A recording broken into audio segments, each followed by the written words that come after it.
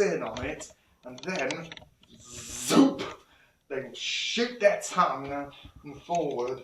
Of course, tongue can be longer than their body, has a sticky tip that can envelop an insect, and can fire out in 125th of a second. So basically, if you blink, you might miss it. I mean, it is possible to keep chameleons as pets, but for that you need a license, but also you need to buy them from people who have not stolen them from the wild. But also you need to know how to look after them properly, because they need very specific habitat requirements. And of course, as I said, I absolutely love chameleons. They are one of my favourite animals. Of course, they're no danger to humans at all, but to a cricket, a cockroach, a moth, a butterfly, or even a praying mantis, they are literally the most deadly creature on the planet. Of course, here is the African Chameleons range, but of course about 60% of the world's chameleons are found here in Madagascar, but that's for another day. And of course, as for the final part of this PowerPoint, I'm going to tell you a little bit about the snakes of Africa.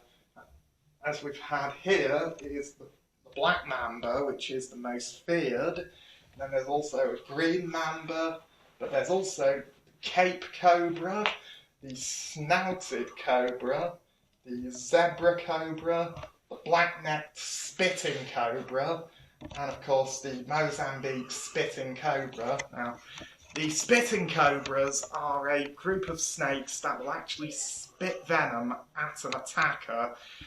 And of course, it's all down because they have a special kind of groove in their fangs that they use to squirt venom at their prey. Well, not their prey, at any potential attacker. And it can cause temporary blindness, and if it gets onto your skin, it can really burn. I mean, it's usually it's only just a way to give the snake a chance to slither away. But then, of course, there's the brown forest cobra, black spitting cobra, and the ring cowls. Now, the ring cowls is actually a very interesting cobra, and like many venomous snakes in Africa, what it will do is, because it doesn't just spit venom like other spitting cobras, it will, in fact, if it feels like it has nowhere to go, the ring cowls will just play dead. So, of course, it will. If it feels like it has nowhere to go, the ring cast just plays dead. No motion whatsoever, and any animal that doesn't take dead prey won't be interested, will leave him alone.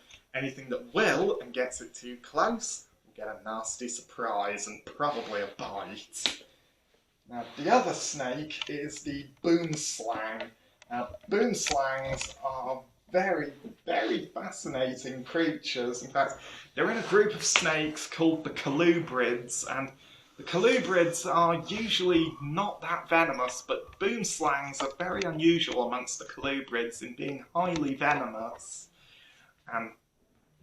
And boomslangs are also arboreal, which means they mostly spend their time up in the trees. They also have probably the largest eyes of any snake, and they have an incredibly beautiful green colour to them. And of course, I've only seen a boomslang once in captivity, and it was just one of the most beautiful snakes I'd ever seen. And of course, there's boomslang again, and then there's the southern vine viper, but there's also, and then there's the gaboon viper. Now, the gaboon viper is a very interesting snake. It's probably the largest viper in Africa, but also it has a flat head that's almost like a spade, but most incredibly, it has the strongest fangs of any snake, while other venomous snakes, once they bite prey, will inject venom and then release it to avoid damaging their fangs. But the gaboon viper will actually hold on to prey until it's and inject more venom, and it can do that because its fangs will not be damaged at all. Then there's also this one, puff adder. Now, the puff adder is the second most feared snake in Africa, and it's in a group called the pit vipers, and they tend to be quite lazy snakes where they'll just sit and wait for food to come to them, and it can take hours or even days. And what the puff adder mainly feeds on is small mammals, lizards, frogs, birds, and of course, quite occasionally, if by accident a person steps too close to or on a puff adder, they will get bitten. And the venom is incredibly fierce. It attacks the blood cells, and it can be very, very serious. If you don't get to a hospital and get a dose of anti-venom, you would die. Then there's the Vibron's stiletto snake. Now, a few of these snakes I do not know about, but the ones I do know a fair bit about are the puff adder, the gaboon viper, the boom slang, the ringcalce, the Mozambique spitting cobra, and of course the black mamba. Of course, a lot of these snakes in Africa, they don't mean you any harm unless they feel frightened, cornered, or if you accidentally step on them. Of course, in many parts of the world, like Africa and Asia, people will quite often take a machete to a snake and kill it, but that's a very stupid thing, because that's more likely when you're gonna get bitten. But I personally think that these snakes are very fascinating and quite frightening in their own way. That has been my PowerPoint on reptiles of the world.